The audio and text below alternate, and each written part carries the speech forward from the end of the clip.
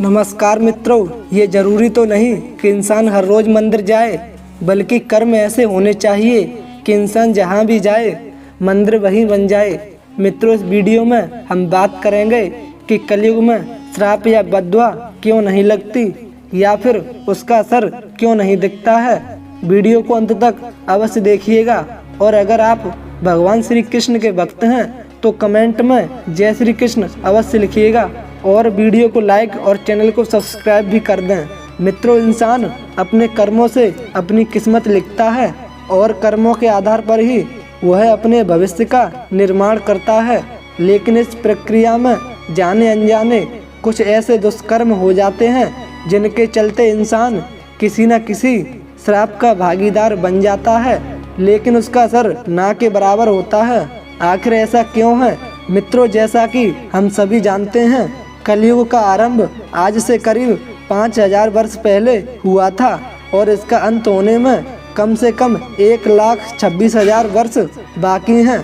मित्रों, अब हम जानेंगे कि कलयुग में किसी को श्राप देकर सजा दे सकते हैं या नहीं। जैसा कि हमें पता है, सतयुग में ऋषि मुनियों के पास अपार शक्तियाँ हुआ करती थीं। वे अपनी शक्तियों का कभी भी गलत उपयोग नहीं करते थे, क्योंकि उन्हें पता था कि अगर किसी को श्राप दे दिया तो उसे भुगतना पड़ेगा। और उस समय श्राप का असर इतना तीव्र था कि साथ ही साथ श्राप का असर शुरू हो जाता था। उस समय सिर्फ ऋषि मुनि ही नहीं, आम इंसान भी जो पुण्य आत्माएं थे वो भी घोर तपस्या करके शक्तियां प्राप्त कर लेते थे। उनकी शक्तियों को दिव्य शक्तियां कहा जाता था। पहले के युग सतयुग, त्रेता युग, द्वापर युग में ना तो पाप होता था और ना ही इसके लिए कोई कानून बनाए गए थे। अगर पाप होता तो उनका नाश करने के लिए भगवान स्वयं इस धरती पर अवतार लेते थे और उन्हें खत्म करते थे। लेकिन कलयुग में पाप ज़्यादा होने के कारण पुण्य आत्माएं बहुत कम या मानो ना के बराबर हैं और पापी आत्माएं सबसे अधिक हैं और इसी कारण श्राप का प्रभाव नहीं पड़ता है।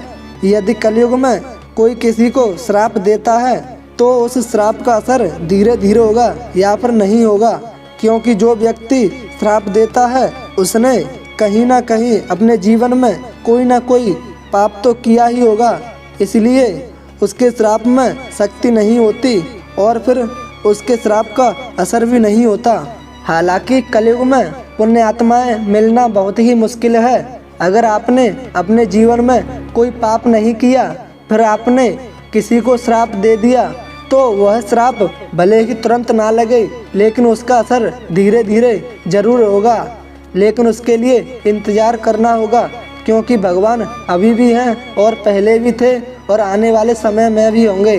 इसका सीधा मतलब इस बात से है, जो व्यक्ति भगवान के प्रति भरोसा करते हैं उन पर भगवान हमेशा नज़र बनाए रखते हैं। मित्रों, यह बात हमेशा याद रखिएगा। जिस तरह आशीर्वाद किसी व्यक्ति के लिए शुभ योग बनाता है, उसी प्रकार इसका ठीक उल्टा अगर कोई मनुष्य किसी व्यक्ति को श्राप देता है तो उसके लिए वह अशुभ योग बनाता है, क्योंकि अधर्म की जीत कभी नहीं होती और ना ही पहले कभी हुई है।